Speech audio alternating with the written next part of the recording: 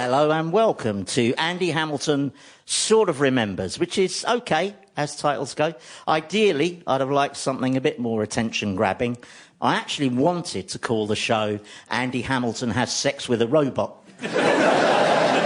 But the BBC compliance people got all pernickety. They said that listeners might feel misled or even disappointed. It's a shame, though, because I feel sure the Daily Mail would have given us a lot of free publicity. But even though Andy Hamilton Sort of Remembers may not be an exciting title, it is at least an honest one. You know, because I've reached a certain age, and as many of you will know, once you reach a certain age, you can experience problems with your thing for remembering stuff. So that is why, listeners, I'm working off notes, as the audience here in the radio theatre can testify. Now, I need these notes, OK? Partly as an aid memoir. That's French, by the way. I haven't forgotten the words aid and memory. Yeah, partly for that. And partly because I always like to keep a show experimental.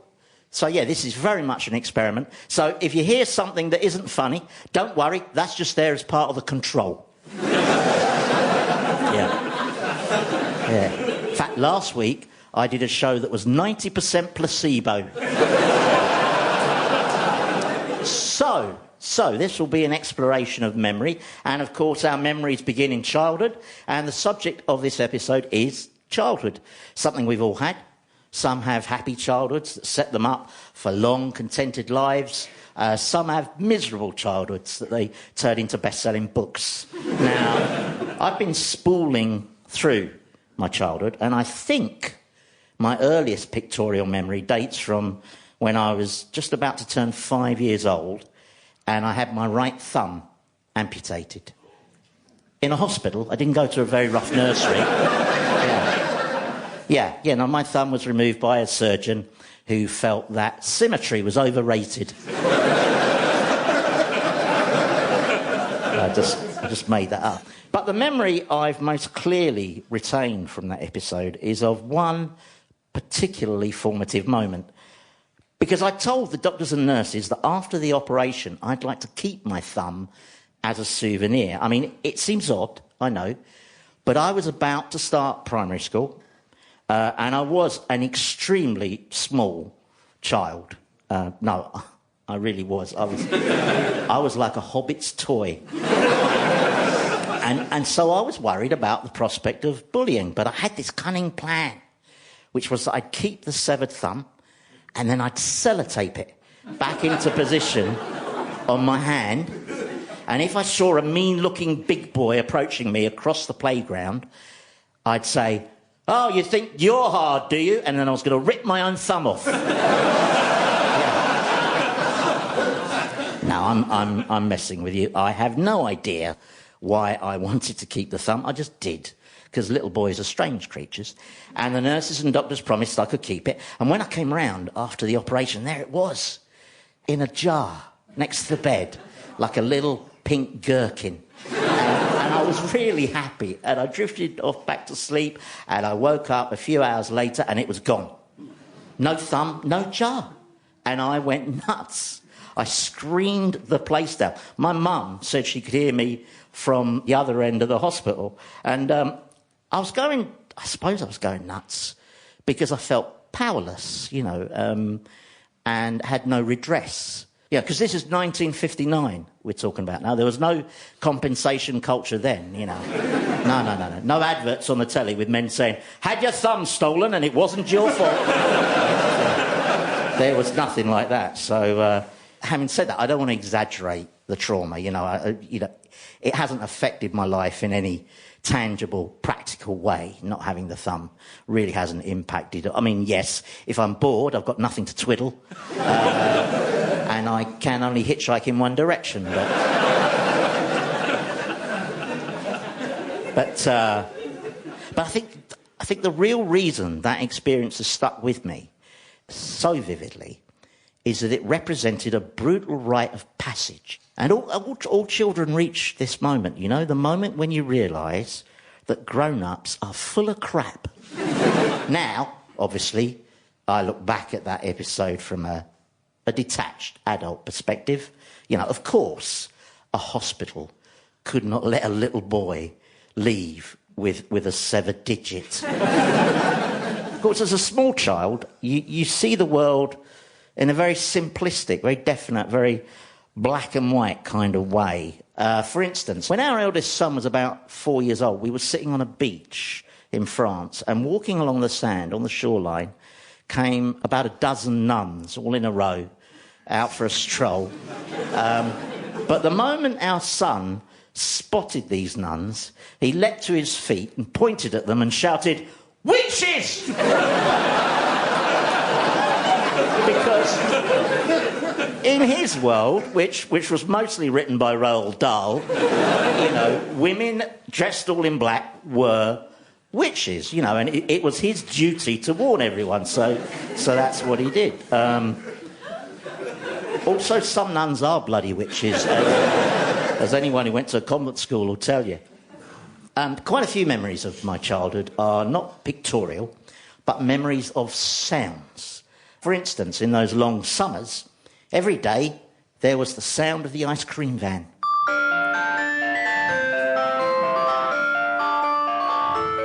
No, it was faster than that.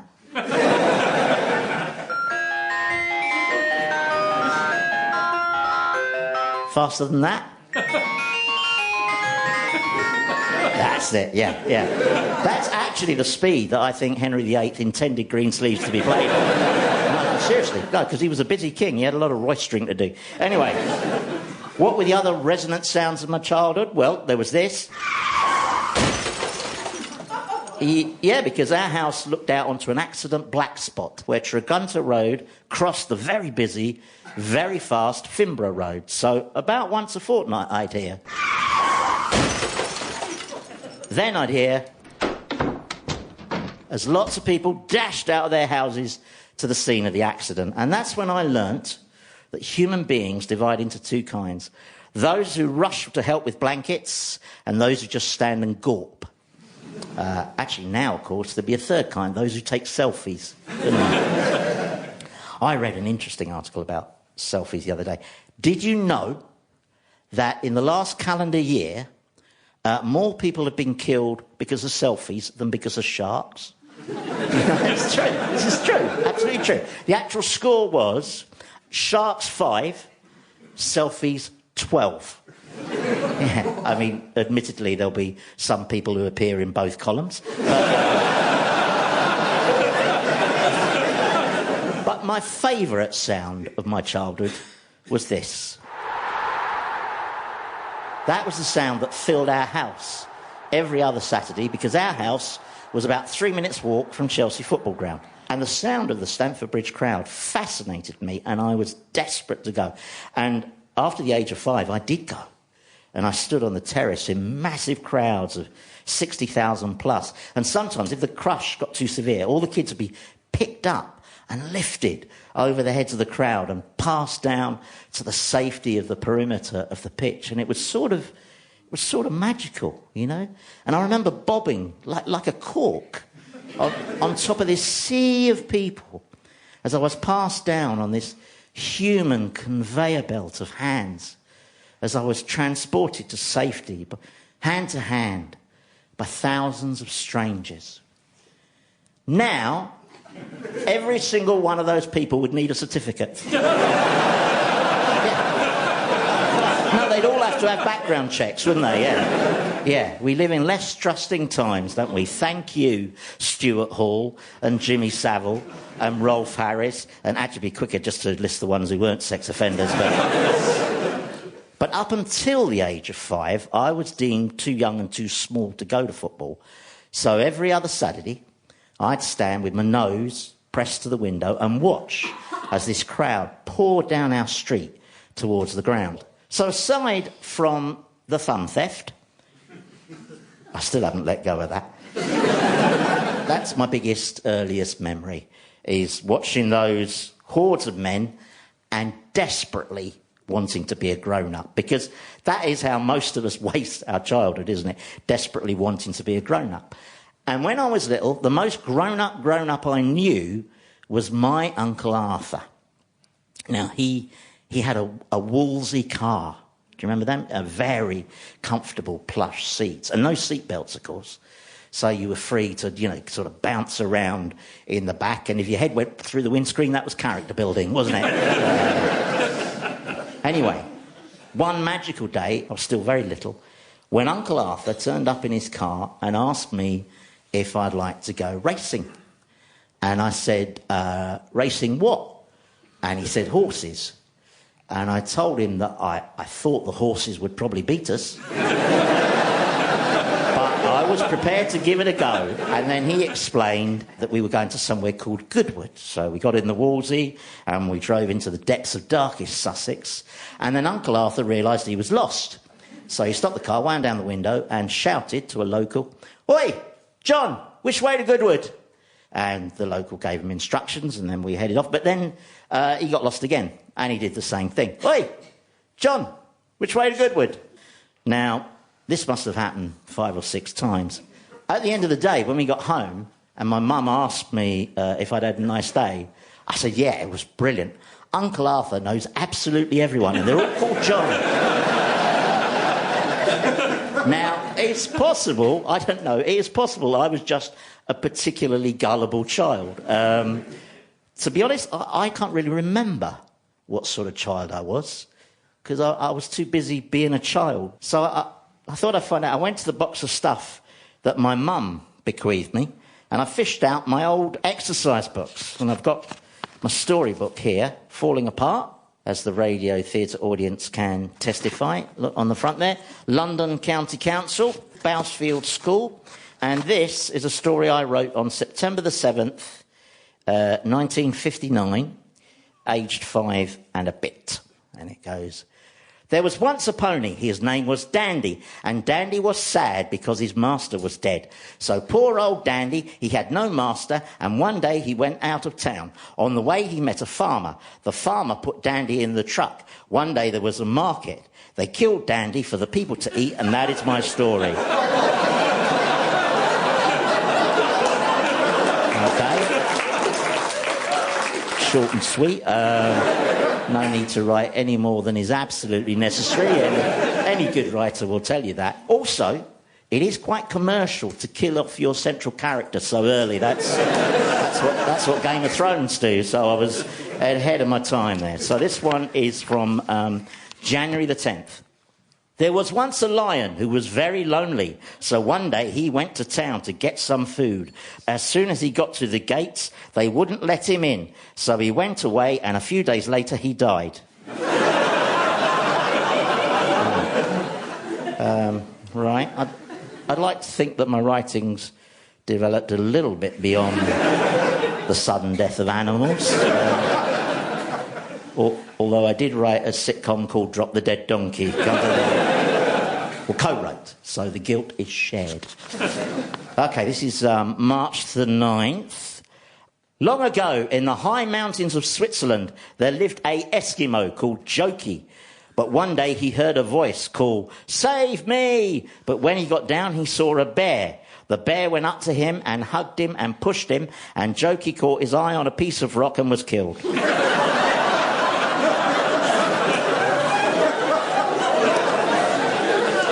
A slight variation on the theme there, because A, I give the cause of death, and B, the victim is a human this time, a gullible Swiss Eskimo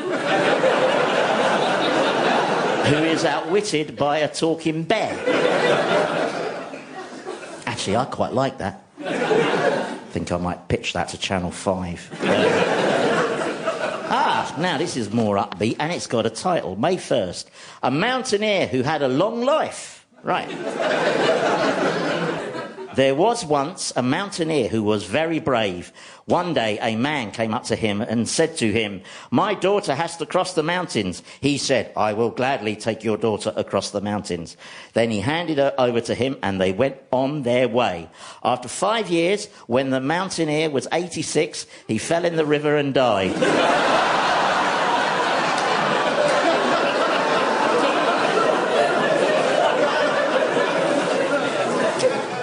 Now, I have to say that flicking through this storybook, I don't recognise this little boy at all. I mean, it's a bloody massacre. People are getting taken out left, right and centre. And there's an interesting note from the teacher. This is at the end of a story called The Navy Man, who had a shark jump on his boat.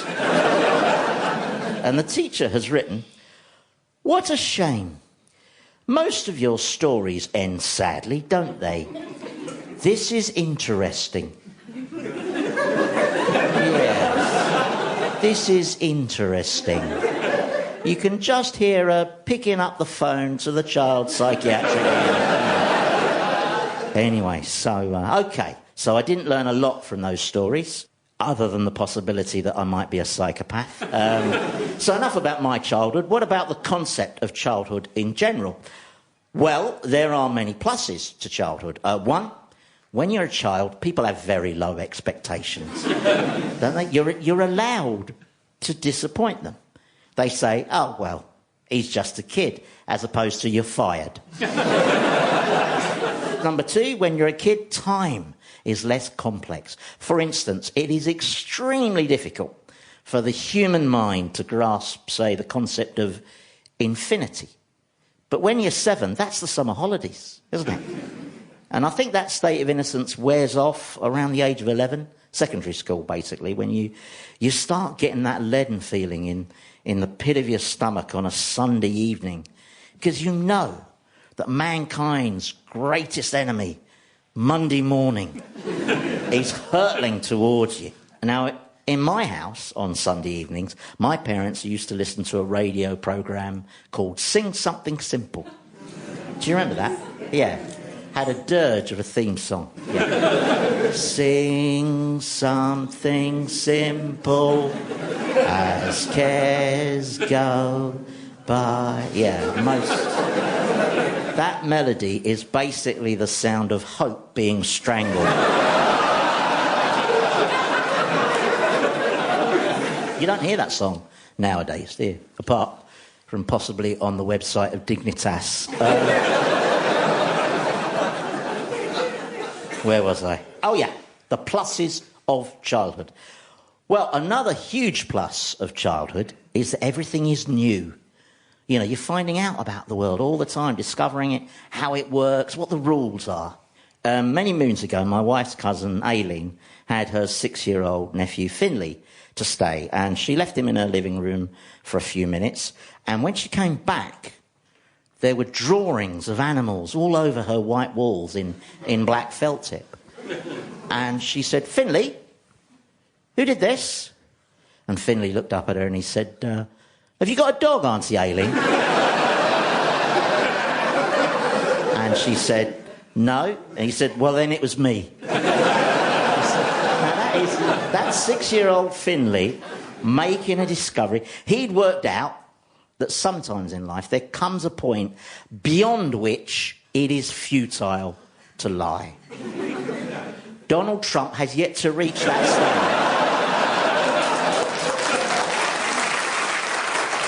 stage. Of course, the ledger of life evens itself out, and so the pluses of childhood are balanced by the minuses. One which I mentioned earlier is those brutal rites of passage. I remember when our sons were small, they went to a nursery, and once a year the nursery had a sports day, and they had a relay race.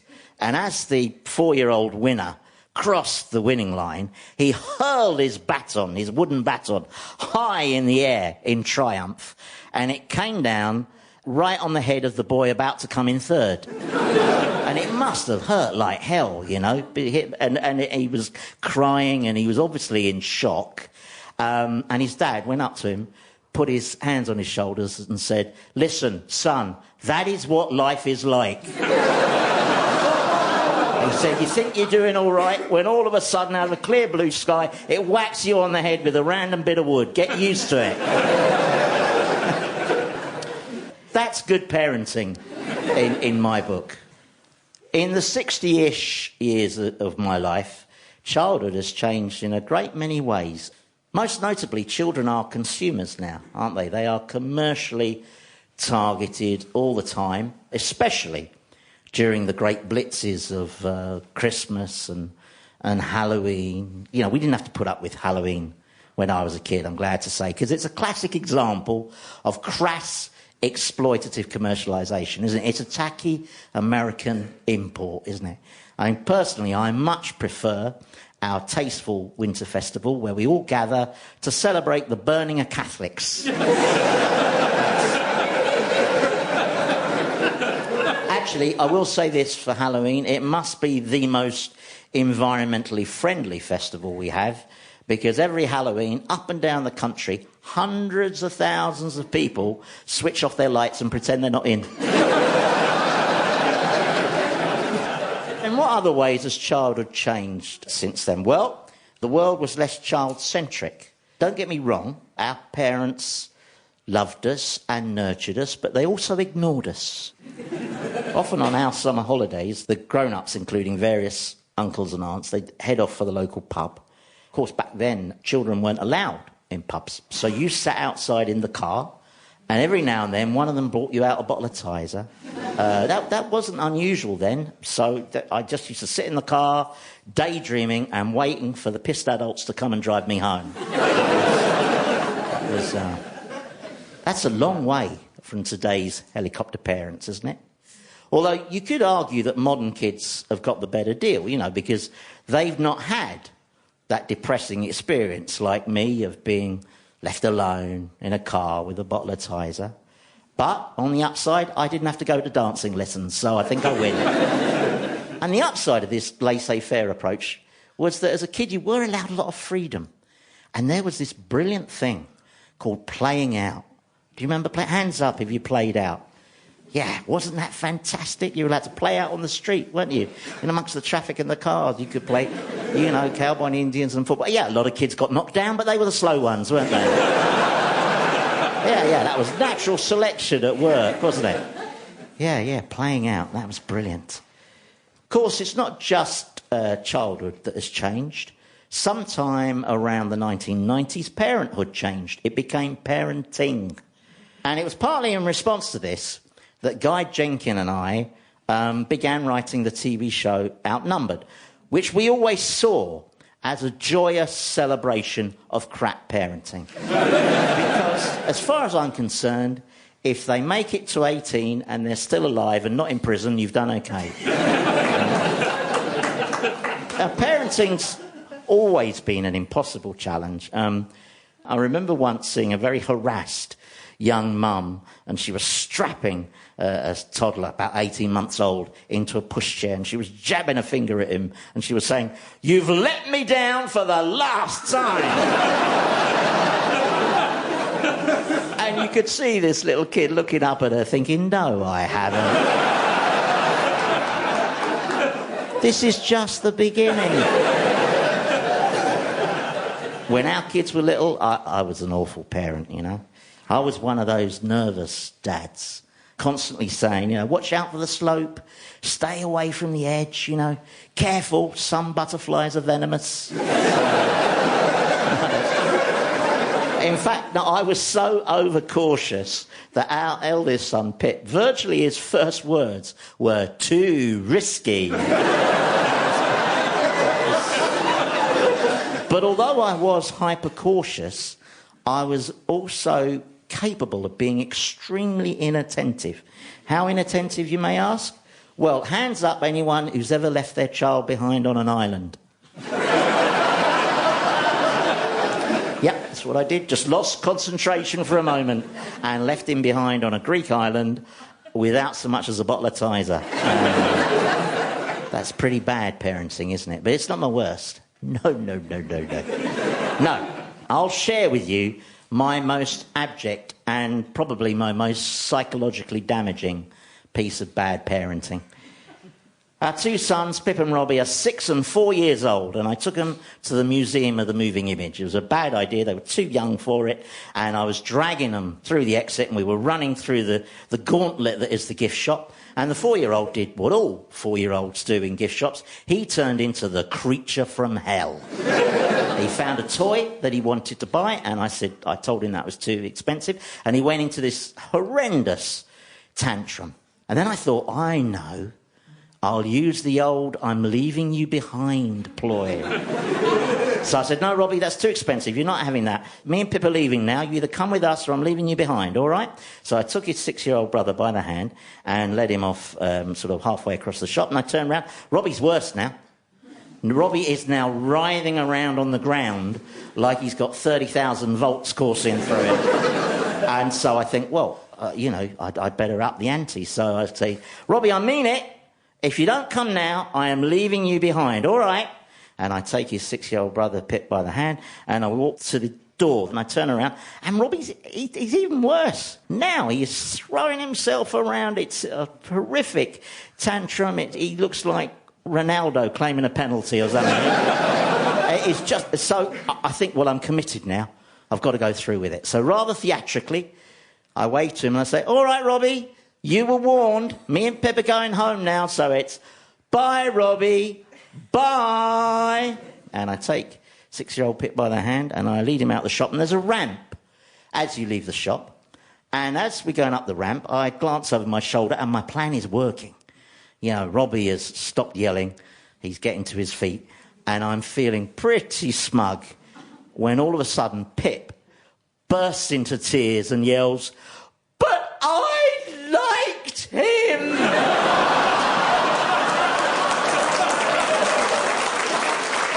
Yeah. Poor Pip, he's 6 years old. He's thinking, my God, my dad's a ruthless bastard. He's just jettisoned my little brother over some stupid toy. I tell you, ladies and gentlemen, it fills me with shame, actually, when I think of the trauma that I put poor little Pip through, you know, all that. Mind you, he was very well behaved after that. Yeah, never left my side for 17 years. You've been listening to Andy Hamilton Has Sex with a Robot. Until the next time, I don't know where that is. I forgot to write it down. Thank you and goodbye.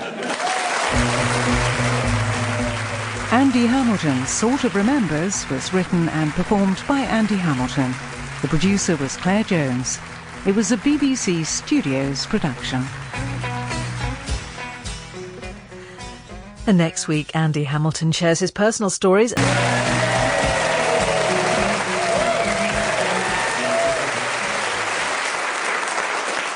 On top of Old Smoky, where nobody goes, there lives Christine Keeler without any clothes. Up comes Profumo, clickety-click, pulls down his trousers and whips out his... That was the first piece of satire I ever performed. It was taught to me by Colin Harper, I think, and we sang it in the infants' playground, and we were about 8 years old. I suppose we didn't understand what the song meant, but we guessed it was rude because Miss Metcalfe escorted us from the playground. But I certainly didn't understand the intricacies of the Profumo crisis. The only thing I did know was that there were lots of nude photographs of Christine Keeler in the newspapers, and that for some reason she didn't seem to know the right way round to sit on a chair. But that witty little ditty was the first time that I realised that there were these creatures called politicians who people like to laugh at and about. All right, I've just ended a sentence with 2 prepositions on Radio 4.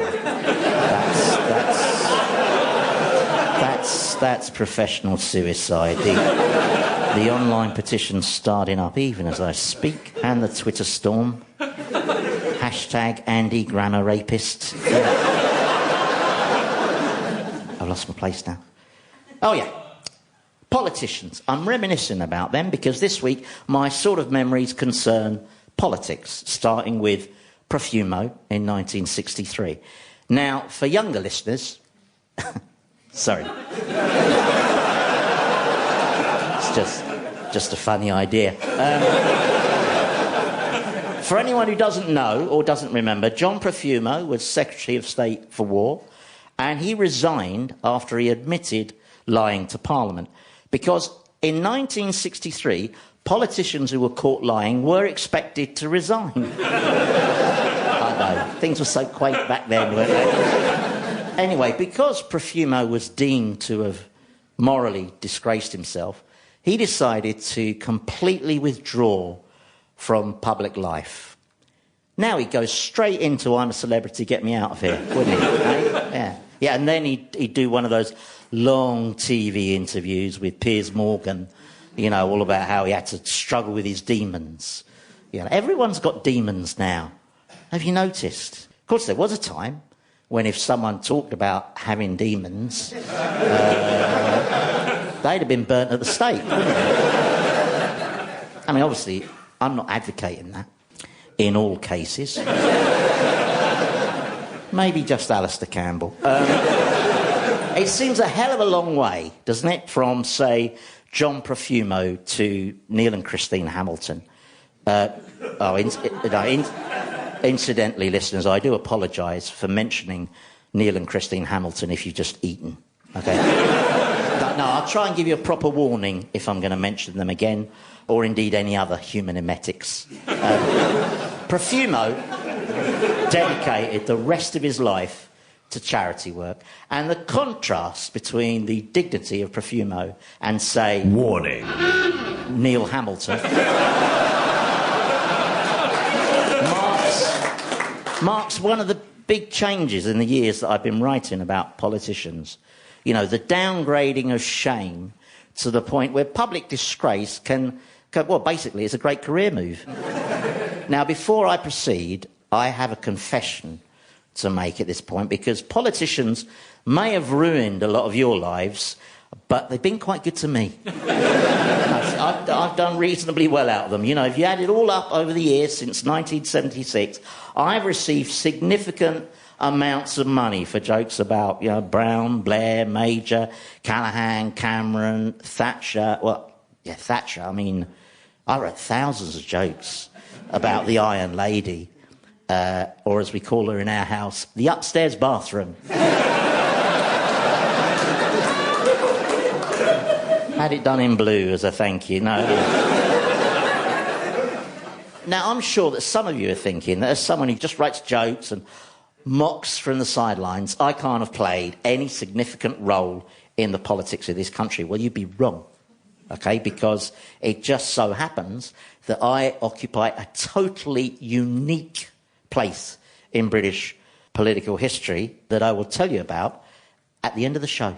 Yeah, that's called a cliffhanger, that is. So, when did my interest in politics really start to take root? Well, in my teens, most of my mates were left-wing, and I was too. How left-wing was I? Well, I wasn't left-wing enough to attend demos in Grosvenor Square, but I was left-wing enough to argue with my dad. Yeah, that was my contribution to the revolution. And my dad was a working-class Tory and a fan of one of the more controversial figures of the age, Enoch Powell. Now, for those of you too young to remember Enoch Powell, he was basically Nigel Farage, only with Latin. Yeah, Powell prided himself on being a classicist, so whenever he wanted to be racist, he quoted Virgil, didn't he? Not the Thunderbird. Now, my dad rated Enoch Powell. Very clever man, Andrew. That's what he'd tell me. And one day, we had a blazing row about Powell and politics, and I said that as soon as I was old enough to vote, I'd be voting Labour.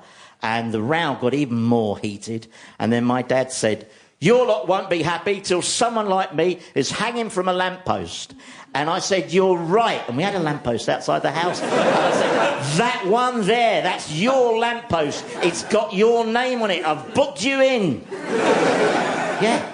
And my dad, well, he looked a bit taken aback.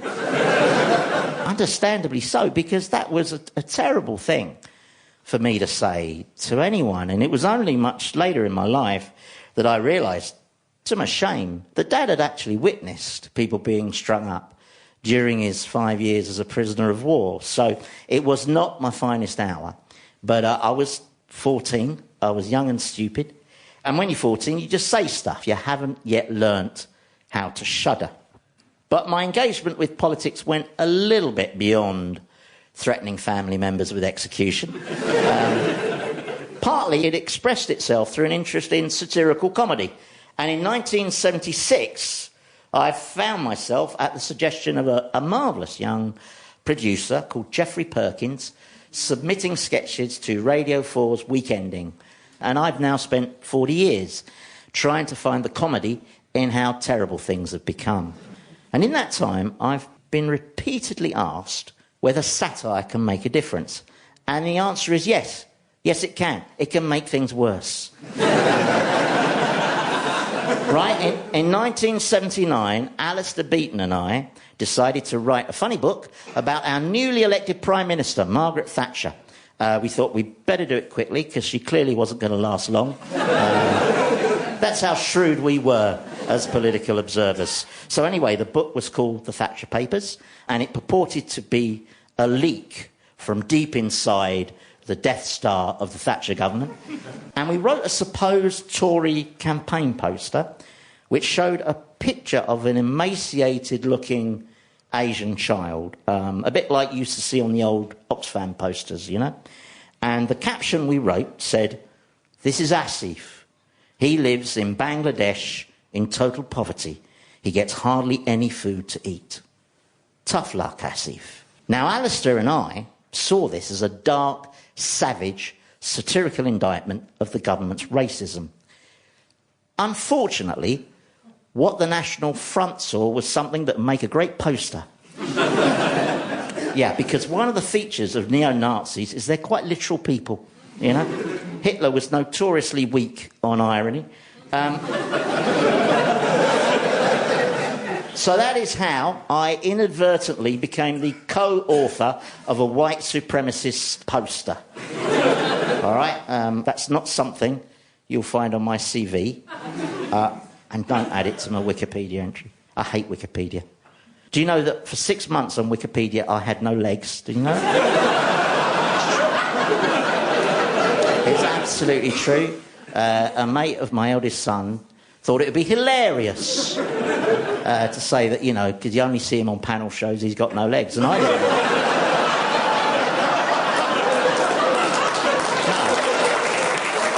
didn't know. I didn't know because I don't check my Wikipedia page. I was a bit perplexed when theatres kept ringing me up and asking me if I needed a ramp. But anyway. So, yes, sometimes when you're writing political comedy, the best intentions can go awry.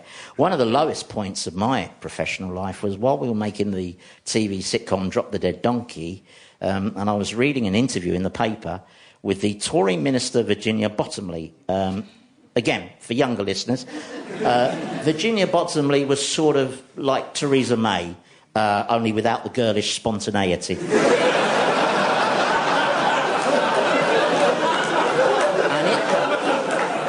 In this interview, Virginia Bottomley said, to my horror, that Drop the Dead Donkey was her favourite show.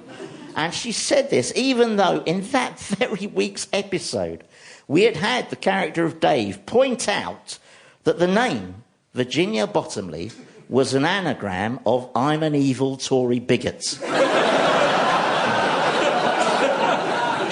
There's a bloke down there checking it. It is, trust me.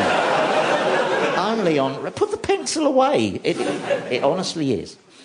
Now, of course, Virginia may have been lying. She may have wanted to look like a good sport because politicians like to give the impression that they got a good sense of humour. That's why Theresa May made Boris Foreign Secretary. But whether it was true or not, being bigged up by Virginia made me feel like I needed to go and shower for several months. OK, so here's the controversial bit where I stick up for politicians. Now, there is a massive general contempt for politicians right now, which seems to date from the MPs' expenses scandal, when MPs were revealed to be making cynical expenses claims. This revelation was made by journalists, all right, many of whom's expense claims could probably win the Booker Prize. Let's be totally honest here. Fiddling or exaggerating expenses is a British tradition as old as Morris dancing, you know.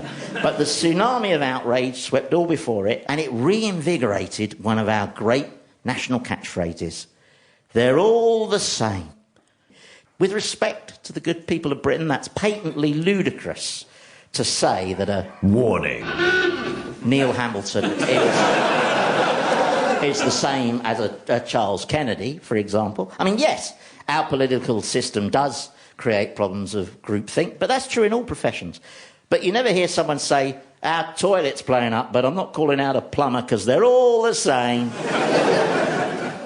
Now, I've had various close-up encounters with politicians, and those have helped me understand that they are just human beings, with the possible exception of... Warning.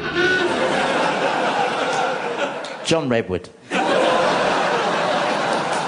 Now, most of these personal encounters with politicians have come through work, but occasionally it's been pure chance. When we had our first baby, Pip, he was a lovely baby, but he went through a phase where he wouldn't sleep, and I'm sure many of you have experienced that madness. It's terrible, isn't it? You're at your wit's end. And we went on holiday to Wales, and we were sitting on the veranda of a lovely country pub, and Pip fell asleep in the pushchair. And it was blissful, you know, it was joyful.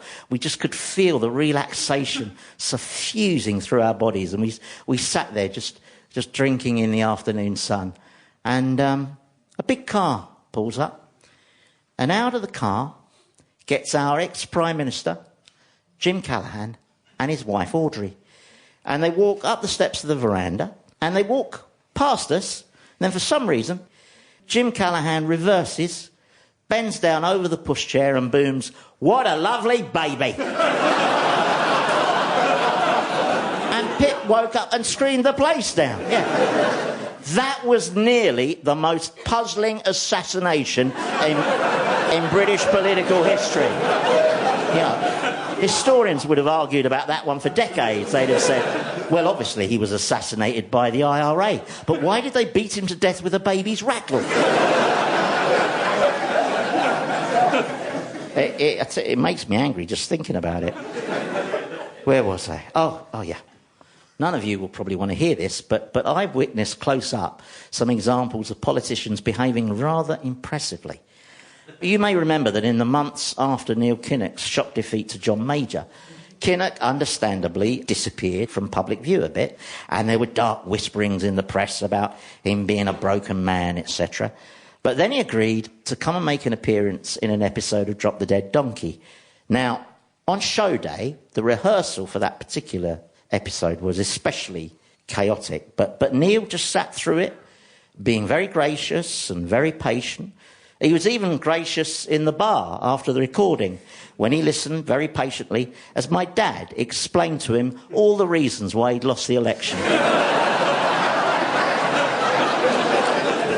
But there was one moment that sticks in my mind from the dress rehearsal, because that episode was supposed to end with the character of Damien, played by Stephen Tompkinson, punching a female journalist. And then Neil Kinnock was supposed to dive in and grapple with him. But in the rehearsal, Neil grabbed Stephen before he could throw the punch. So we asked Neil not to be so quick off the mark. And he said, "No, I'm sorry, but I could never knowingly stand by and watch a man punch a woman. With one obvious exception."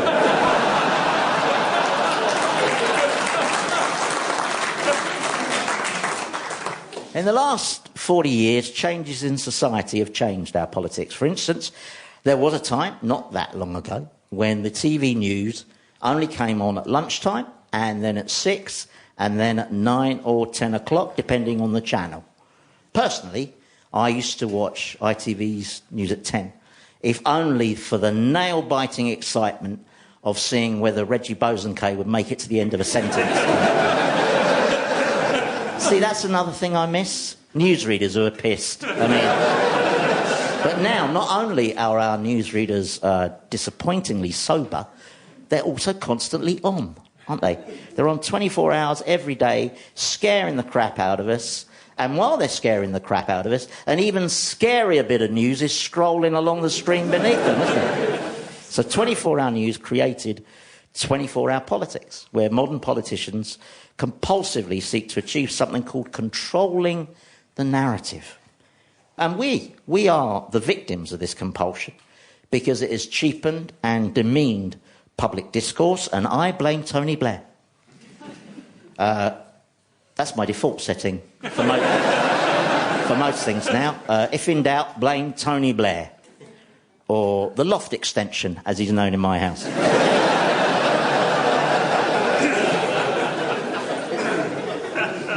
Now, I have a confession to make here. I voted for Tony Blair in that first election against John Major. I thought that Tony Blair represented the future, like a lot of people then. And I remember watching him give his victory address to his supporters. The first words he spoke, as Prime Minister, in fact, you probably remember him on the stairs. And he said, a new dawn has broken, has it not? And I thought, uh-oh. It was that religious intonation, you know. And I remember thinking to myself, I hope he hasn't made a mistake here.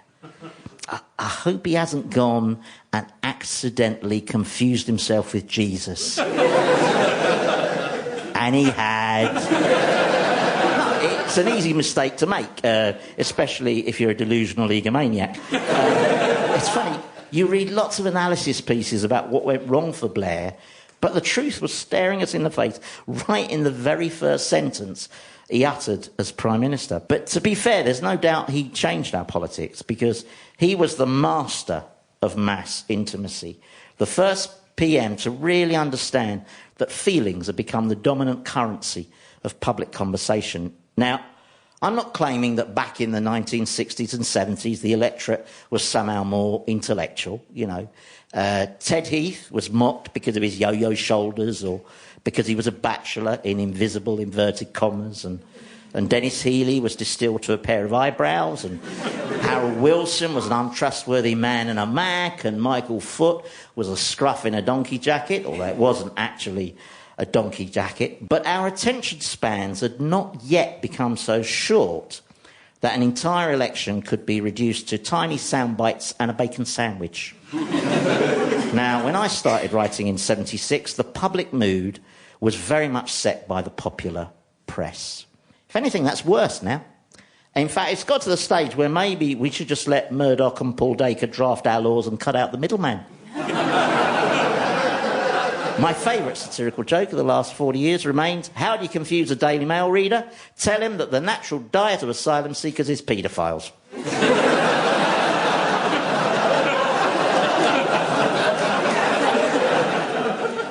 Yeah, I didn't write that. I wish I had. Other jokes I wish I'd written? Nick Revell wrote a great joke. He said that John Major had had a tragic childhood because as a child he was someone else's imaginary friend.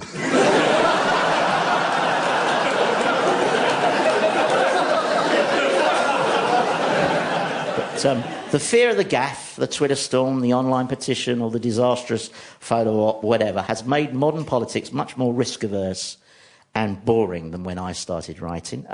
There used to be a gallery of chaotic, flamboyant, eccentric figures like Quintin Hogg, the perpetually tired and emotional George Brown, Norman St. John Stevens, Michael Heseltine, Hugh Jenkins, Anthony Wedgwood Benn, Barbara Castle, the Reverend Ian Paisley, and... Warning.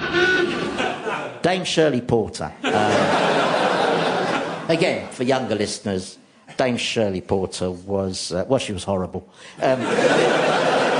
Nowadays, sadly, the nearest thing that our politics has to a personality is Boris Johnson's Mr. Pastry Tribute Act. No, he's the only personality. That's if you ignore Nigel Farage, which is what you should do, because it annoys him. There is also Michael Gove, but he's less of a personality and more of a species.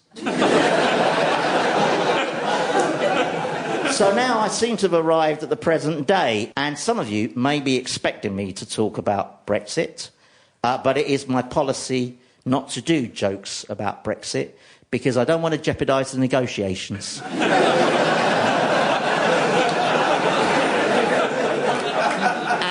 And my memories of the Brexit referendum are, well, I've tried to wipe most of them.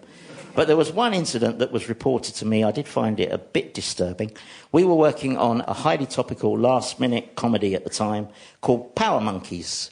A lot of it was poking fun at how impossible it would be for Donald Trump to get elected. Sorry, I just spiralled into depression for a moment. Anyway, a few days after the Brexit referendum, one of our cameramen told us this story about how he'd gone into his local and he got chatting with a regular who told him that he'd voted leave. And he said, oh, that's interesting. Why is that? And this chap said, well, you just have to look at the EU's record, you know, how they privatised all our railways and how they shut down so many A&Es and closed down all the libraries. Now, don't get me wrong, I am a firm believer in democracy, you know? No, I seriously am. And I think we should do everything we can to encourage people to engage with the democratic process and express their vote in the ballot box. But I also think it's okay to say to some people, you know what? You don't have to vote. Because you haven't really been paying attention, have you? Did you know that political strategists now apparently talk about the need to go after what they call low information voters? Yeah, that low information voters, that's their euphemism for lazy and thick. Of course, if the percentage of low information voters gets too high, then it won't really be worth having elections. Incidentally, I do know that the views I'm expressing will open me up to the charge of elitism. I've often been called elitist. Doesn't bother me. When someone calls me elitist, I just quote Racine at them. Usually shuts them up, if I do it in French. Well, I think I'd better stop there because I'm starting to sound like I've had a few drinks. I got that feeling I've forgotten something. Do you ever get that? I got that something I said I was going to... The cliffhanger! Oh, yeah. Right. This is why I am a unique, totally unique figure in British political history.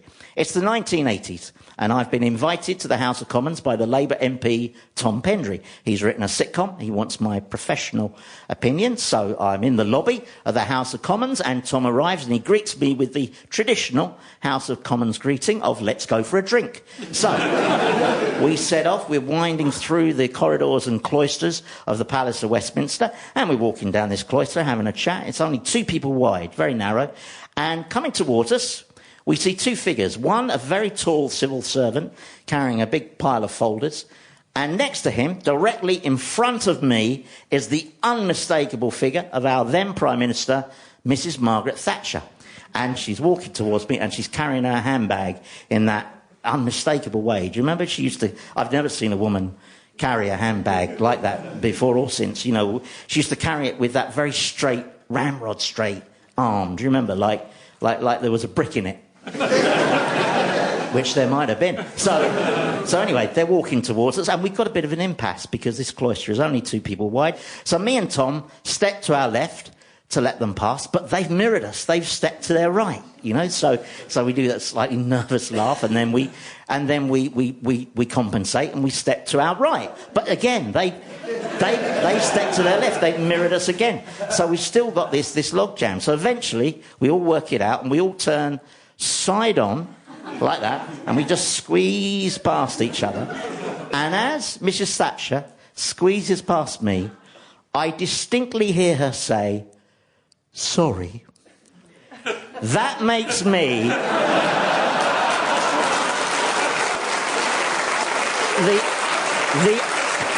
the only person in Britain that Mrs. Thatcher said sorry to. They can never take that away from me. Well, thank you for listening to my sort of memories about politics. Any resemblance to characters living or dead is entirely deliberate. Till the next time, goodbye. Andy Hamilton Sort of Remembers was written and performed by Andy Hamilton. The producer was Claire Jones. It was a BBC Studios production.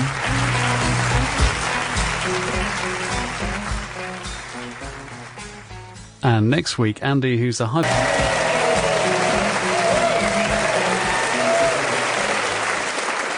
Hello and welcome to Andy Hamilton Sort of Remembers. Now, you're probably wondering what to expect from this show, and for me it's going to be a sort of nostalgic ramble down memory lane.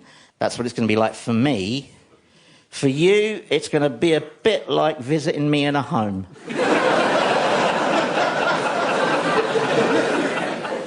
So, here comes the first memory.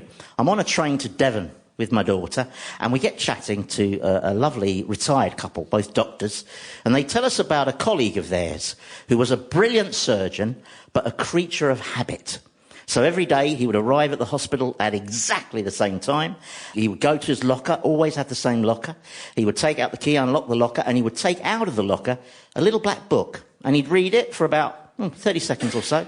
Then he'd put the book back, and then he'd go through into the operating theatre, and he always had the same operating theatre, insisted on that. And then he performed countless operations, saving thousands of lives over 30, 35 years.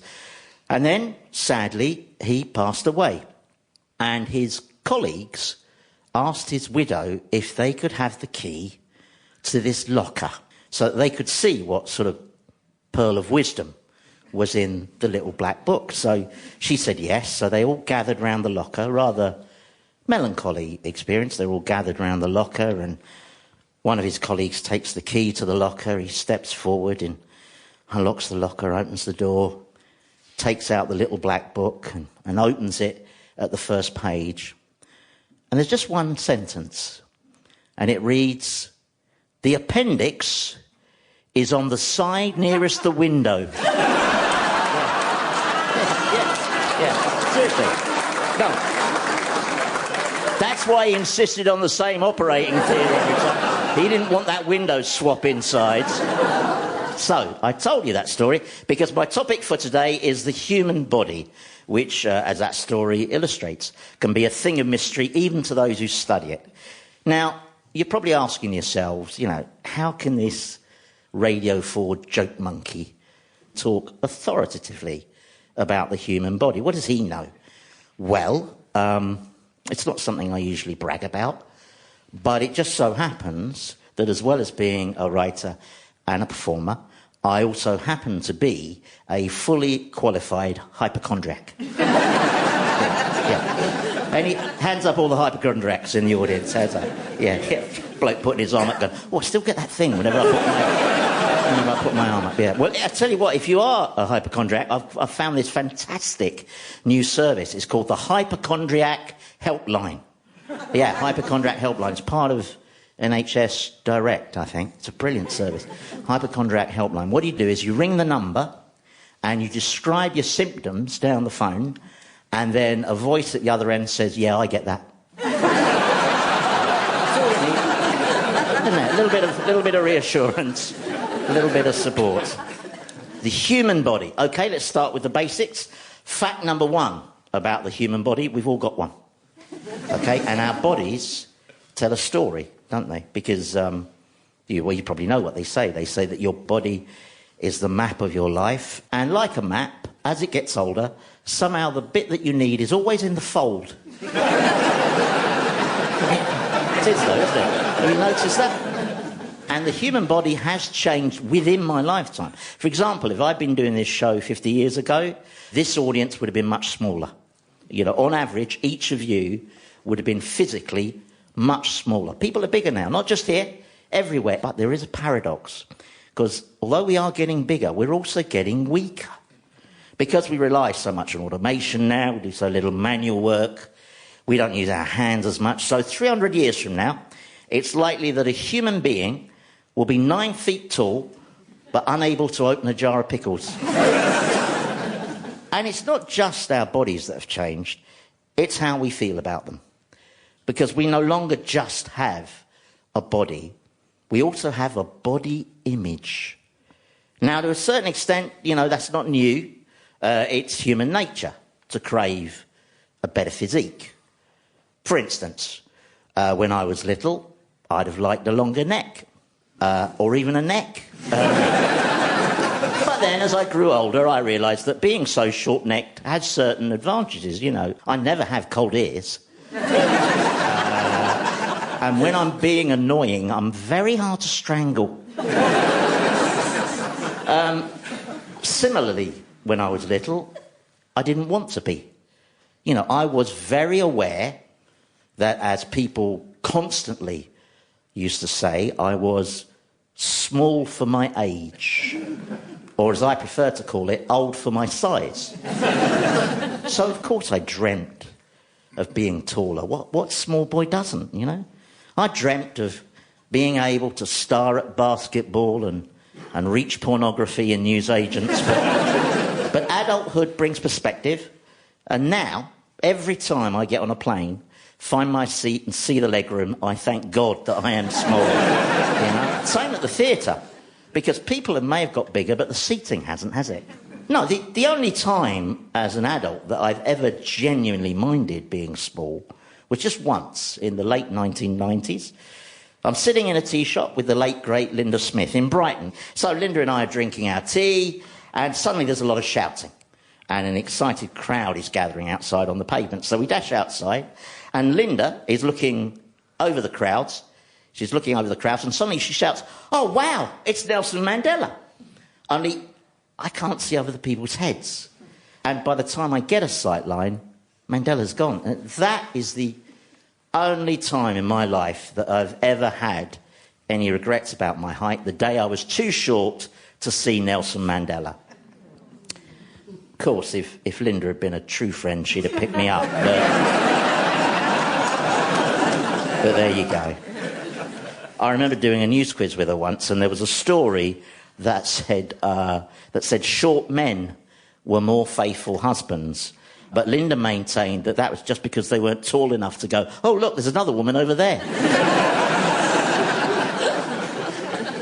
So I've been trying to work out when our attitudes started to change. When did people change from accepting the body they've been born with to regarding it as just a starting point?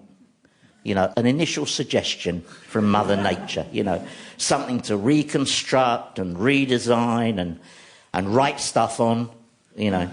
I mean, to be fair, this change in attitude probably has made people's bodies more attractive. It's certainly made them a more interesting read. You see, when I was a kid, the only people who had tattoos were criminals and Popeye. Yuck, I am what I am. See, I love Popeye, even though it was just a trick to make me eat spinach, which, as any child knows, is the gateway vegetable for broccoli.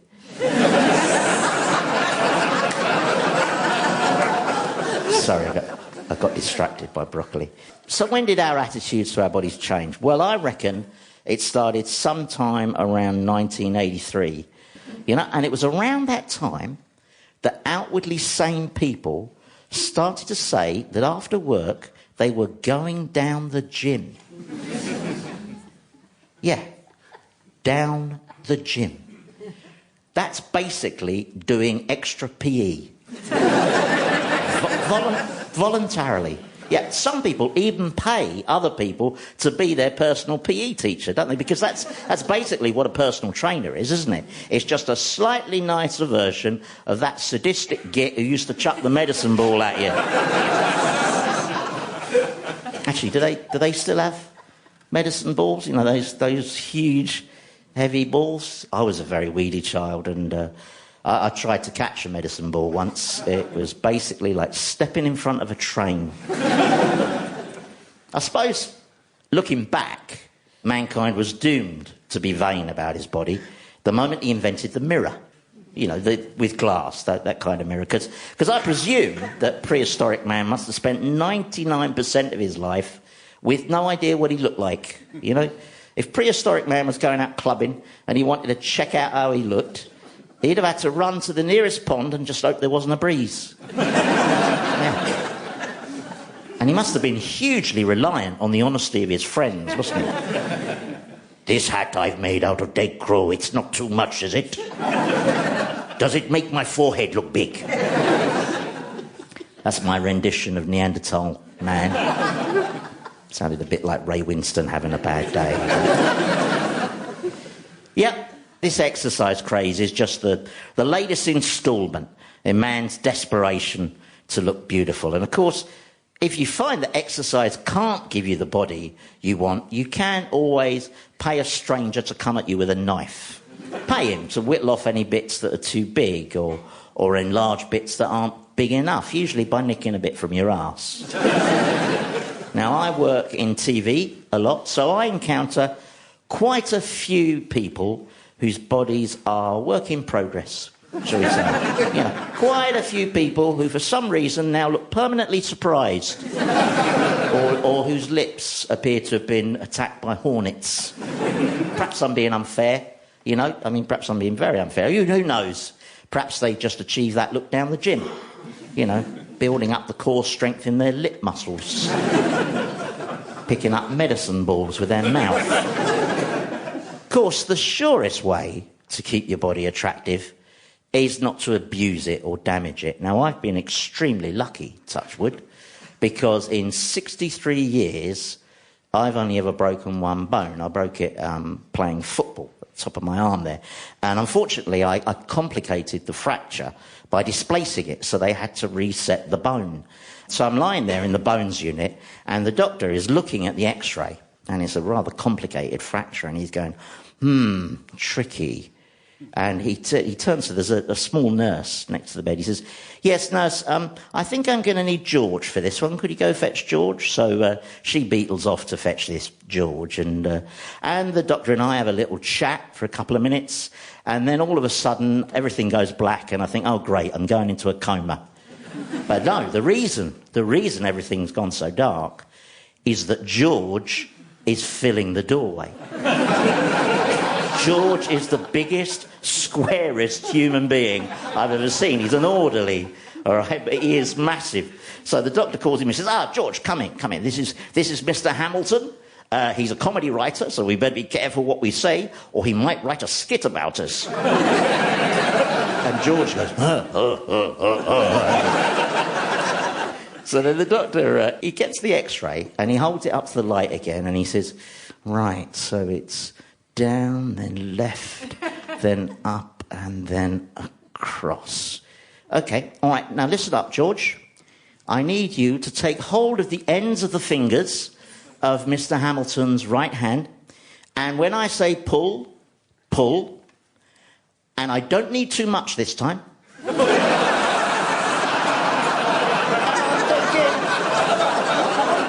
What are the words this time doing on the end of that sentence? Where's the last patient George helped out with, you know? I'm picturing a ward full of Venus de Milo lookalikes. Anyway, it was all right. As you can see, George didn't pull my arm off. Although that would make a great ending to that anecdote, wouldn't it? Actually, thinking about it, perhaps the healthiest attitude to the human body is that of doctors. Because to them, the body's just a place of work, you know. So they develop this dispassionate attitude, and sometimes that can get expressed through earthy gallows humour. Now, when I was at university, a lot of my friends were medical students and they like to work hard and play hard. And they told me this story about a high-spirited medical student who went to a pathology lab and stole a penis. Yeah, a specimen, not a working one, obviously. And he was going to a party. So he somehow attached this specimen penis to the outside of his trouser zip. And he arrived at the party with this penis apparently just hanging out on show. And the hostess opened the door and shrieked, "Oh, my God!" And he looked down and went, "Oh, God, sorry about that," and produced a penknife and cut it off.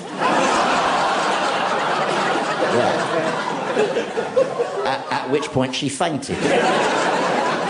Now, the poor taste is what's shocking about that story, isn't it? No, what's shocking is that person is now a doctor. Yeah, almost certainly. Yeah, he could be the consultant you'll see him tomorrow. Yeah. Or maybe even your anaesthetist, yeah. There's a woman down here, she's gone completely white. I'm so sorry. Up and down the country tomorrow, hospital waiting rooms will be strangely empty. Doctors saying it's very odd. No Radio 4 listeners have turned up for their appointment. The no-nonsense approach of some doctors was a thing I encountered shortly after I'd begun at college. And I went to see the GP that I'd been allocated by the university, who was an octogenarian, and then some, and very old school in his style, quite posh. And he said, "What's the problem?" And I said, "Well, I got hit by a football quite hard, and as a result, I've got a swollen testicle." He said, "What?" I said, "I've got a swollen testicle." And he said, "Well, leave it alone." And I said, "What?" He said, "Stop playing with it, leave it alone." I said, "I haven't been playing with it." Then he said, "Take up boxing." I said, "Pardon?" He said, "Take up boxing. Good for young men's minds and bodies." Now, I think the statistics suggest he was wrong about it. But talking to other students who were also his patients, it turned out that this was his suggested treatment for everything. Yeah. Double vision, take up boxing. He probably thought gum shields should have been available on the NHS. Anyway, luckily I didn't have any other medical problems while I was at uni, so I never had to go see him again. Not that I would have done. But listen, in fairness, I'm sure he was loved, by his regular patients with their flat noses and cauliflower ears. And as we grow older, we begin to realise that our body is just a way of getting from A to B, isn't it? It's a conveyance, a vehicle. And the vehicle's driver is the brain. Now, there are many mysteries about the brain. And perhaps the biggest mystery about your brain is that it's supposed to be on your side, isn't it? There used to be a wonderful running joke in The Simpsons where, in moments of crisis, Homer Simpson would argue with his brain, which the brain would appear in a thought bubble above his head. And I can remember one brilliant exchange where he said, "All right, brain, you don't like me and I don't like you." And that feels like my life in a nutshell, because there have been countless occasions where my brain has willfully humiliated me. When I was 22, I just started writing. I was on a radio show called Weekending, and Thursday was the big writing day. And I had to write very fast under a lot of pressure. And for some reason, I got into this involuntary mental routine whereby every Thursday morning, as I went in on the tube, as the train approached Green Park Station, I'd start to feel nauseous. And at Green Park, the doors would open, I'd leap off the train, throw up on the platform, and then jump back on again. Yeah, I felt like one of Pavlov's dogs, because this happened every Thursday morning for months, which was a problem. But the bigger problem was that I was always travelling in at the same time, on the same train. So it was always the same faces, the same fellow travellers. And it got to the stage that as I boarded the train at Brixton, I could see those faces all thinking, "Oh no, it's Green Park, man." And it's a Thursday. Now, I don't know why my brain did that to me. It's done it a few times in my life, actually. Made me so nervous that I've thrown up. There's a lady down here just moving her handbag.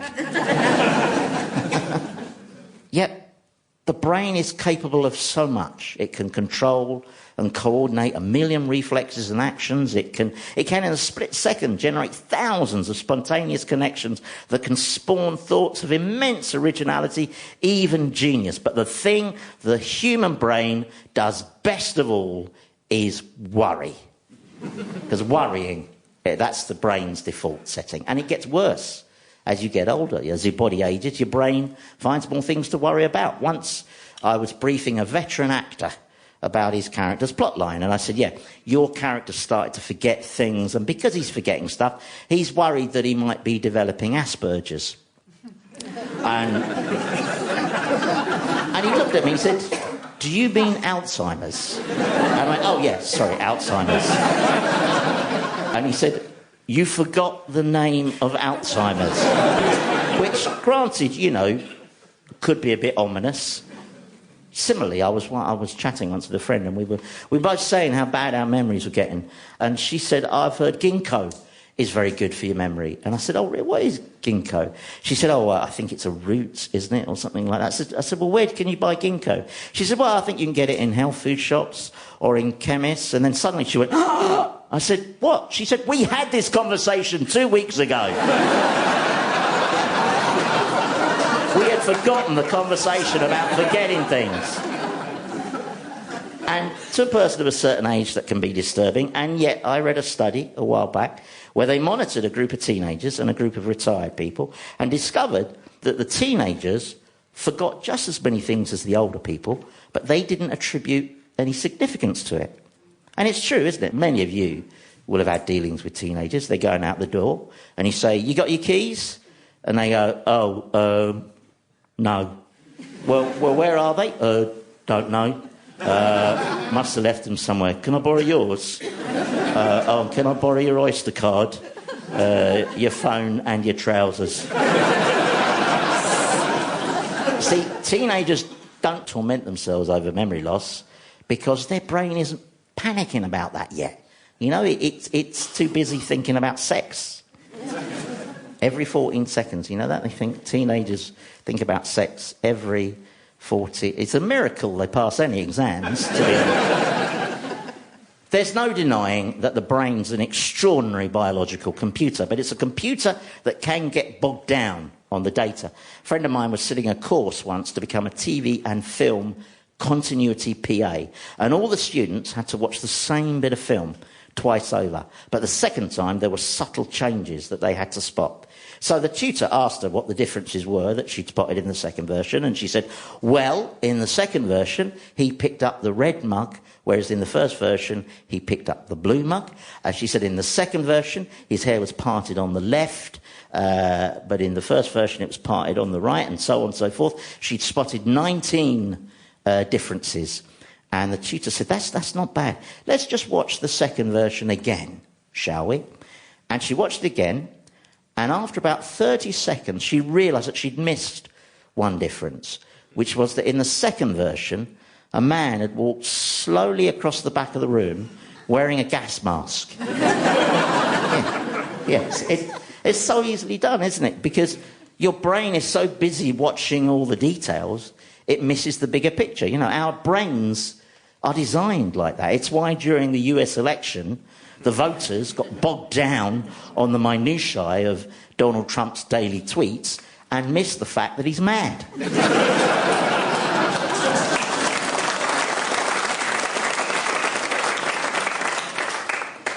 Where was I? Oh, yeah.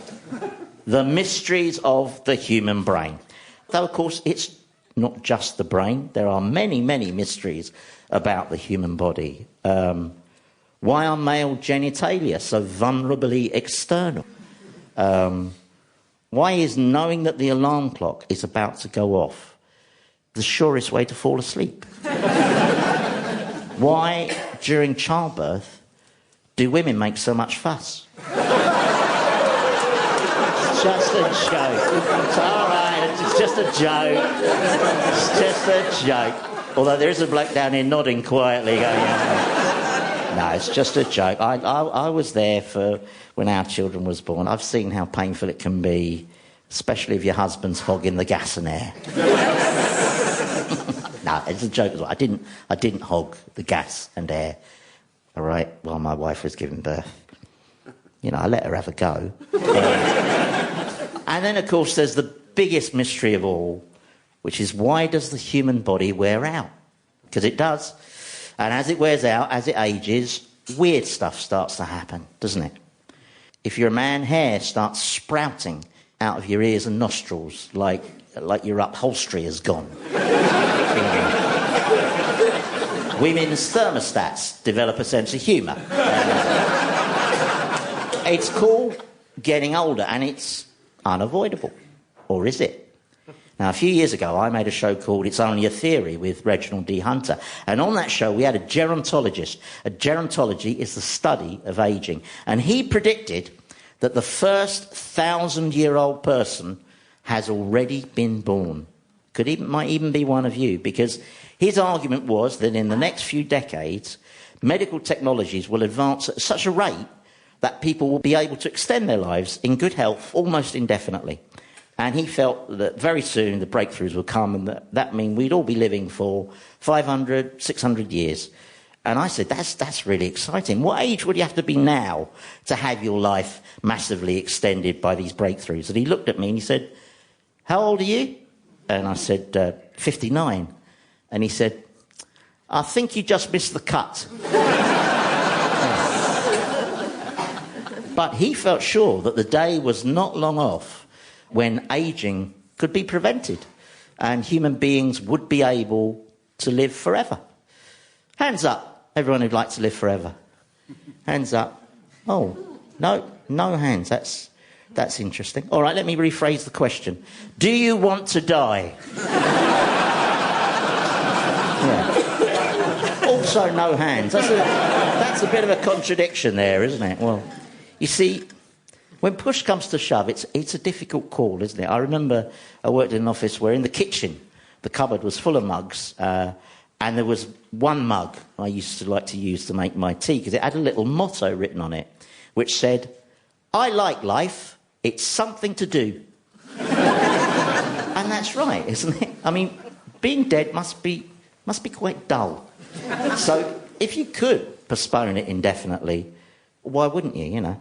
Though, of course, for most of you listening at home, I don't suppose you'll have to grapple with that decision, because I suspect that most of you will have missed the cut as well. So, that's right, Andy, always a great way to end a show. Confront the audience with their own mortality. You couldn't just do a song and get off, could you? Well, listeners, my trip down my body-related memory lane has drawn to a close. Till the next time, whenever that is. God, I should be able to remember that. That is a bit... Oh, no, I'm feeling nauseous. Okay. Stand well back. Move that handbag. And goodbye. Andy Hamilton Sort of Remembers was written and performed by Andy Hamilton. The producer was Claire Jones. It was a BBC Studios production. And it'll be at the same time next week, in fact, when Andy returns, looking at the subject of...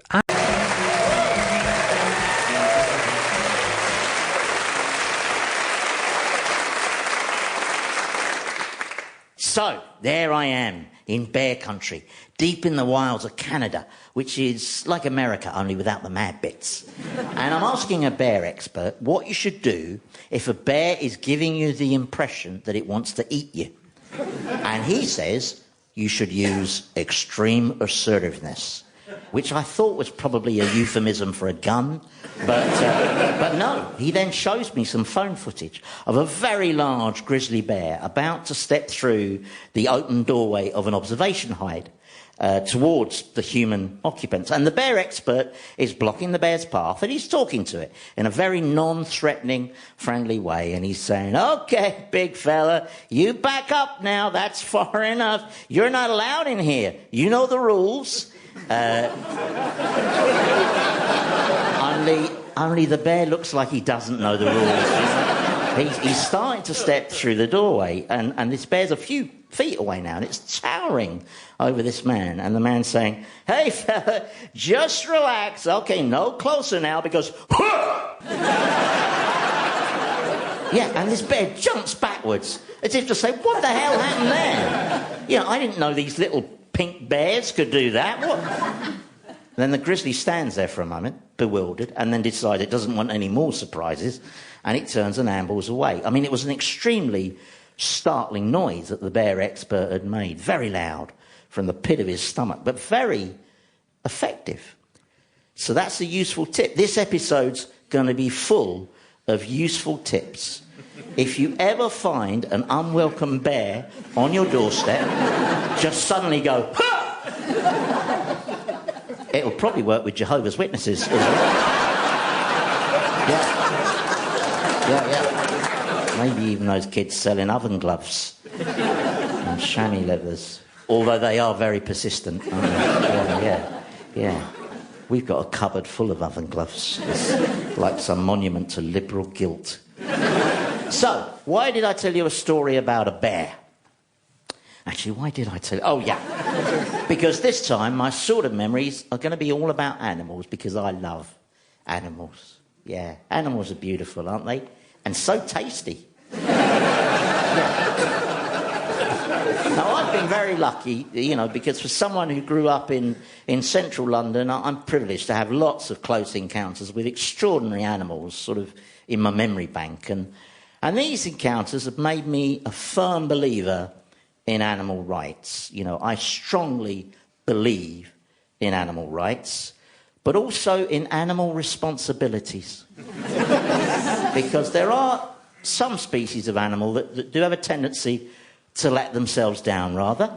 And I'm thinking specifically of dogs here, because, let's face it, dogs are allowed to do stuff that human beings would never be allowed to do. We cut dogs enormous amounts of slack. I mean, imagine if you were walking down the road past a house and the owner of the house came running out and started shouting and jumping at the gate going, "Who are you? I don't know you. Get away from my house. Get away from my house. My loved ones are in that house. I don't know you. Get away from my house. Go on, oh, you got a biscuit."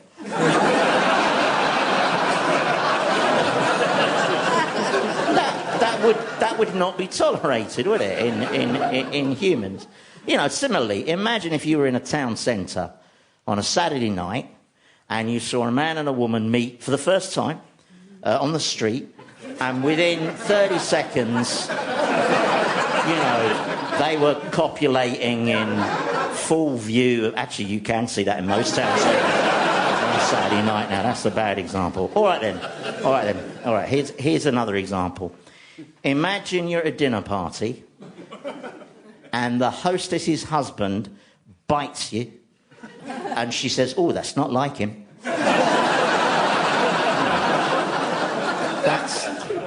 That's the kind of slack, that's the kind of problem that I think we're talking about. It's perhaps unfair to blame dogs for their behaviour. It's often the dog owners who can be the problem with their sort of laissez-faire attitude. The street I grew up in had a pub, and the publican had a very fierce Alsatian called Sabre.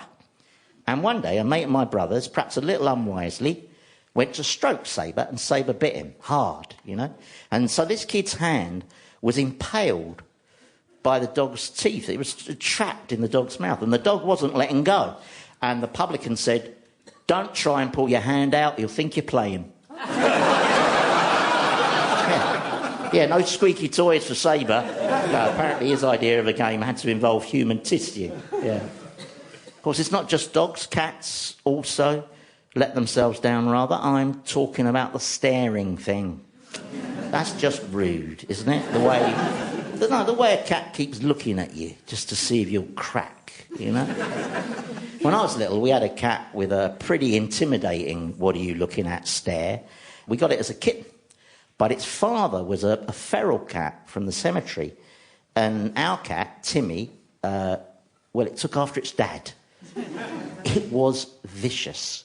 Me and my brother thought it was great and exciting because it attacked everything. Furniture, Great Danes, postmen. Well, it was his own fault. He put his hand too far into our letterbox, and Timmy was very territorial. Yeah, this cat, this wild cat, was afraid of nothing and nobody, apart from the Hoover. No, the Hoover was its mortal enemy, with its incessant roaring and its impregnability. So when Mum hoovered, the cat would hide under a chair. And occasionally it would pluck up the courage to dash out, cuff the Hoover with its paws, and then run away again. But then one day, the cat got lucky. Yeah, it discovered quite by chance that its enemy had a fatal weakness. Because the cat dashed out, slashed at the bag with its claws, and suddenly its enemy disgorged sooty entrails all over the floor and into the air. And, of course, once they've made a kill, cats don't forget a hunting strategy. So, after that, every time Mum did the hoovering, the cat would dash out, rip the bag open and run away. Yeah. Mum wasn't as fond of the cat as we were. Gone off at a bit of a nostalgic tangent there. Where was I? Oh, yeah. Animals that let themselves down. Well, there's one species that is ludicrously irritable and aggressive. So irritable and aggressive, in fact, that it could get a job as President Trump's press spokesman. And I'm talking, of course, about the hippo. Now, hippos kill more people in Africa than any other animal, and yet they refuse to address their behaviour. And here's how I nearly became a hippo statistic. My wife, Libby, and I were out on Lake Naivasha in Kenya at dawn. We were bird watching kingfishers. It was beautiful. And we were in a boat, a little skiff, being piloted by a little local boy. And we spotted some hippos grazing on the shore opposite, quite unusual to see. So the little boy slammed the skiff into gear, went zzz, and we went scooting round to get a closer look at these hippos. And the hippos heard us coming, they're a bit startled, and they all plunged into the water, all bar one, who we had accidentally cut off on the shoreline. He was marooned, and he wasn't happy. No, he was bellowing and roaring, and he was jumping up and down in the shallows. Now, you're going to say to me, Andy, hippos can't jump. I'm telling you, that hippo was jumping. He was furious. And this little boy turned to me and he said, you see that hippo on the shoreline? I said, what, the one that's roaring and bellowing? He said, yeah. He said, that's the bull hippo. I said, oh, right. He said, and you see all these hippos behind us? And I turned around and there are all these hippos in the water behind us. I said, yeah. He said, that's his harem. So I said, so is this a good place to be? Between the bull hippo and his harem? And he said, no, it's very dangerous. He said, but luckily, he's scared of the outboard, so he won't come near. And then to illustrate, he revved the outboard. He went...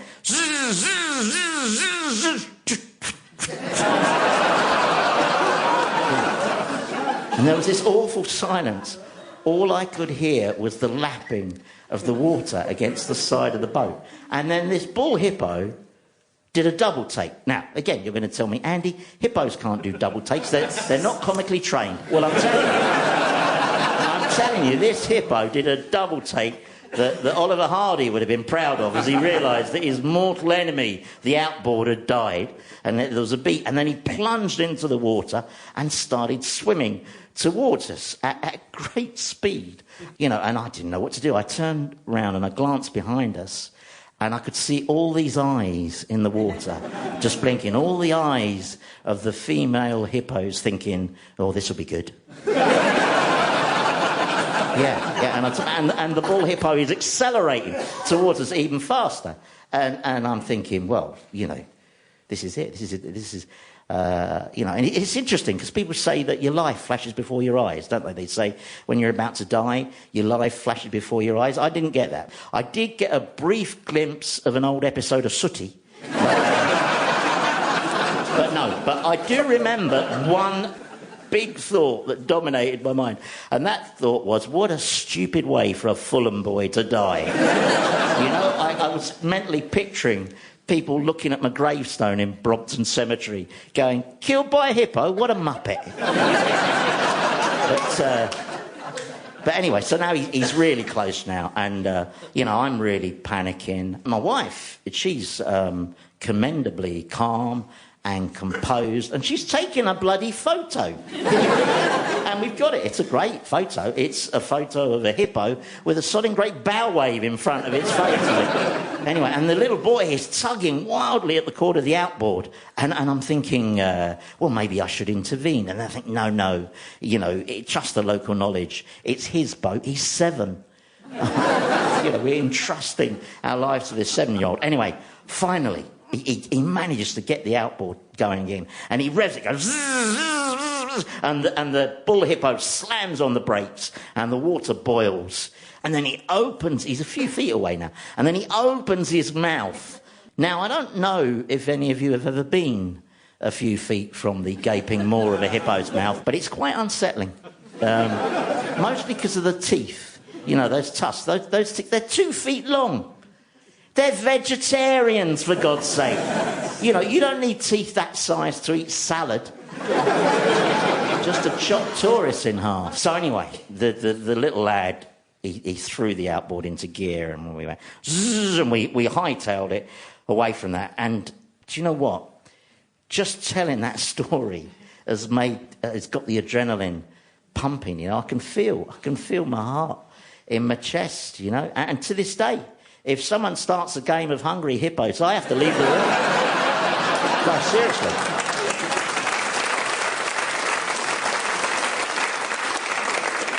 Just got to calm down now. In my lifetime, our attitude towards the animal kingdom has definitely improved, because there's no doubt we did have an extremely bad attitude, and for that I blame God. No, because he gave Adam and Eve the distinct impression that animals were here purely for human benefit.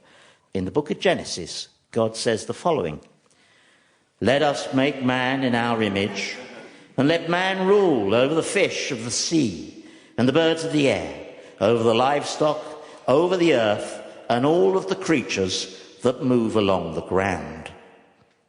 That is what God says. More than once, in fact, because he can go on a bit.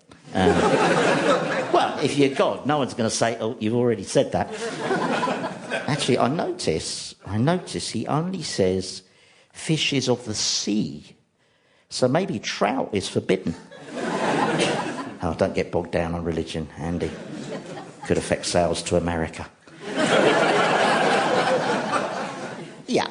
I think there is a general acceptance now that all animals are an important part of a delicately balanced ecosystem, even the annoying ones that ruin picnics. We were once checking out a possible filming location in the Highlands of Scotland, and it was about February, and this farmer was showing us around, and we were due to be filming in July. So I said, do you get many midges here in the summer? And he said, oh, aye, yeah, many midges. And our producer, who was a very positive person, said, oh, well, that's okay, because we've got this brilliant gadget that emits CO2, and it traps the midges and kills them. It's a very effective machine. And the farmer looked at him and said, have you got 6 billion of them?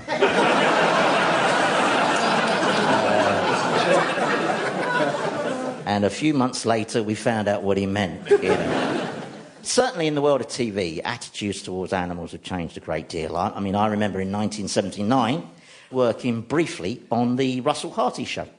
And that week, one of Russell's celebrity guests was a showbiz bear called Hercules, grizzly bear, nearly 8 feet tall. And at one point in rehearsals, he got stuck in the wings because he was a bit claustrophobic.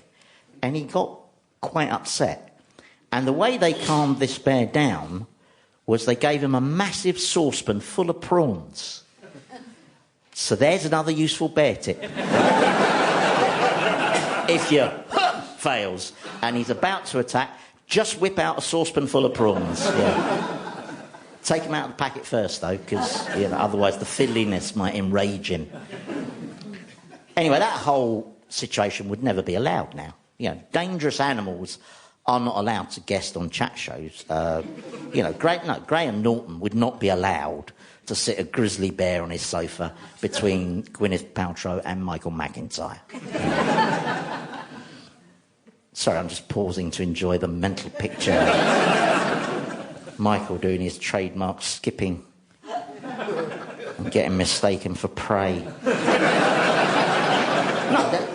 No, that would not be allowed now. Not just because of safety, because it is cruel to coerce animals into stressful situations purely for the purposes of entertainment. And that's definitely an advance. So that's why circuses no longer have big cats. Quite right too. Though I did once sit through a very long performance of Cirque du Soleil wishing someone would lob in a tiger.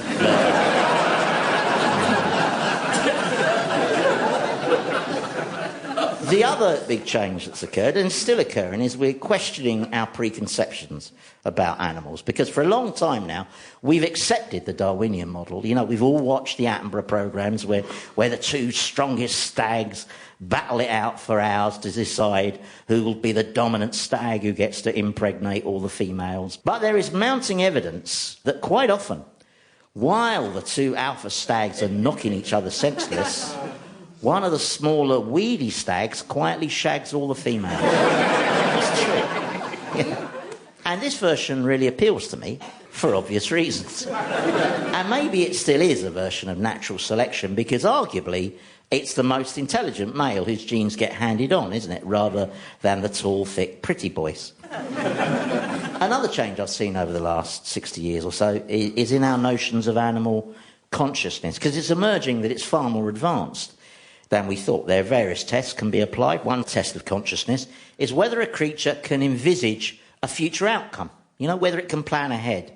And I saw an example of this in Madagascar, where there were families of brown lemurs who would approach these little dishes of water that had been left out for them with astonishing wariness. They would hover and hesitate, and eventually one of them would sort of inch forward and touch the dish and then back away very quickly.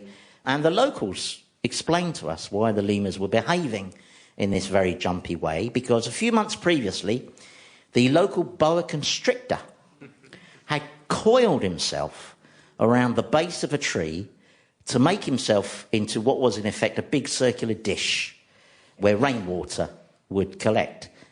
And then he kept very, very still. And for several weeks, the lemurs had come and blithely sipped water from this new receptacle, until one day they came to drink from the dish and it ate one of them. And that is why the lemurs were now so scared of dishes, because that would make you nervous. If an inanimate object suddenly devoured your mate, that would... Now, that boa constrictor is clearly an animal of very high intelligence, because if I set my mind to it, I could probably catch a lemur, but it would never occur to me to disguise myself as crockery. That's really thinking outside the box, isn't it? That's original thought. Of course, the poster boys for animal intelligence are dolphins. They are perceived as being extremely intelligent, though if they were that bright, they wouldn't swim around so close to Japan. But I've seen the subtlety of dolphin intelligence close up. The first time was in 1979 when I wrote a sketch for Not the 9 O'Clock News about a third presidential candidate who was competing in the election against Carter and Reagan and who was a dolphin. So we went to film some dolphins at Woburn. Captive dolphins, obviously. They weren't lost. And the sketch involved teaching the dolphins some new tricks, including wearing a straw boater on their head. Not easy for a dolphin. But the trainer got the alpha dolphin, Smarty, and eventually Smarty worked out that if, when the trainer threw this weird hat into the pool, if he came up with the hat balanced very precariously on his smooth head and then swam back at snail slow speed, then he'd be rewarded. But the director wanted to film lots of dolphins doing this trick, and it didn't look like there'd be time to train them. And the other dolphins had not seen Smarty learn this trick. And yet, when the other dolphins were released into the pool, they all immediately did what Smarty had done. They all swam slowly under the hats. No hesitation whatsoever. So the only explanation was that Smarty had told them.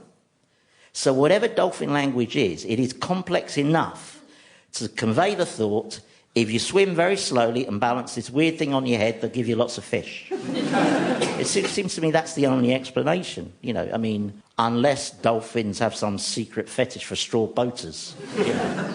Maybe they're all Maurice Chevalier fans or something. Now, while we were filming that dolphin sketch, long before the days of mobiles, I asked if I could use the phone. And the trainer said, sure, you can use the phone in my office. Ignore the sea lion. And sure enough, there was a sea lion in his office, just sitting on a chair with his flippers on the desk, like a sort of very ugly boss. Now, I don't know if you've ever made a phone call while being watched by a sea lion, but it's quite unsettling, you know. And as I made my call, he just stared at me relentlessly as if he was angry about the bill I was running up, you know. And as I left the office, his eyes watched me all the way to the door, as if to say, oh, right, not leaving a contribution then, cheapskate. In the mid-1980s, my wife and I had an encounter with a wild dolphin off the coast of Pembrokeshire by a lovely village called Solva. It was Easter, many years ago, before kids, and Libby and I went out on a little boat into the bay to see if we could meet this wild dolphin who'd taken up residence and who the locals had named Simo. And sure enough, Simo turned up, and Libby, who's a very strong swimmer, her mum's a world champion swimmer, and Libby got into the water with Simo the dolphin, and he started to interact with her. Now, it had been explained to us that Simo was a male adolescent dolphin, but I'm not sure we'd fully taken on board what that might entail. Anyway, the dolphin and Libby are frolicking away, having a good time, and the dolphin's showing off, he's doing some jumps for her, and then he pulls Libby along with his fin, and then she realises it is his fin.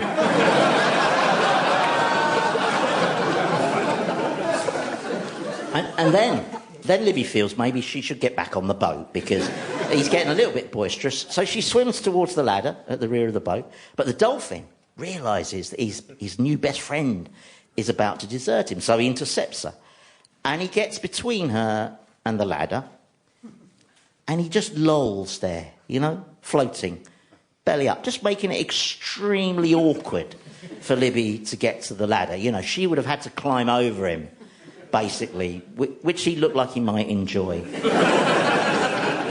Now, I don't know if any of you have had your partner propositioned by a dolphin, but it's socially quite awkward, you know? I mean, what could I do? I couldn't ask him to step outside, could I?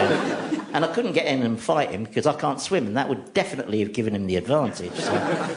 Anyway, eventually we did manage to get Libby back onto the boat, but I was left with a clear impression that we'd been involved in a battle of wits with an animal that was intelligent enough to devise a strategy for sexual harassment. It's funny, do you know what? I'm not sure I've ever told that story on a stage before. In fact, I haven't even told that story to our three kids, Pip, Robbie and Flipper.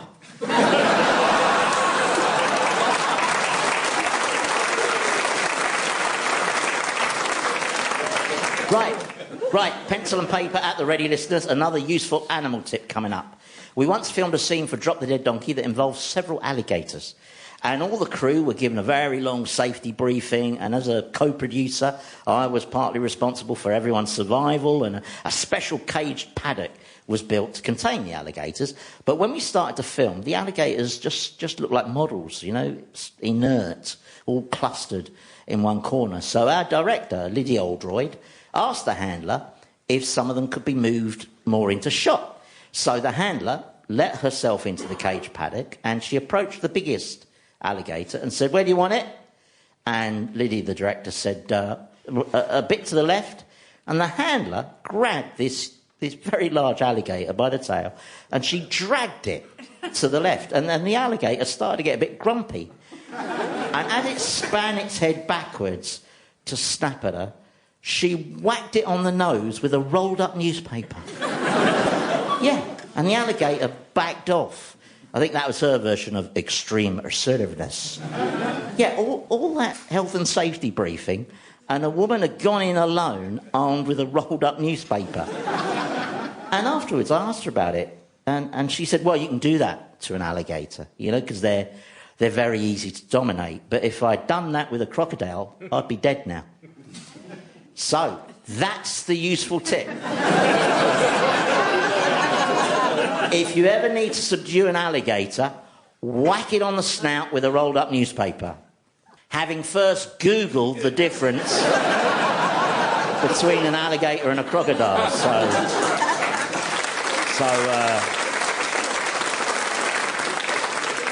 So you'll probably need very fast broadband. Thank you for accompanying me through the hazy hall of mirrors that is my memory. I'm going to leave you with one final animal tip, again based directly on personal experience. Never ever put on a boxing glove that's got a wasp inside it. Thank you and goodbye. Andy Hamilton Sort of Remembers was written and performed by Andy Hamilton. The producer was Claire Jones. It was a BBC Studios production.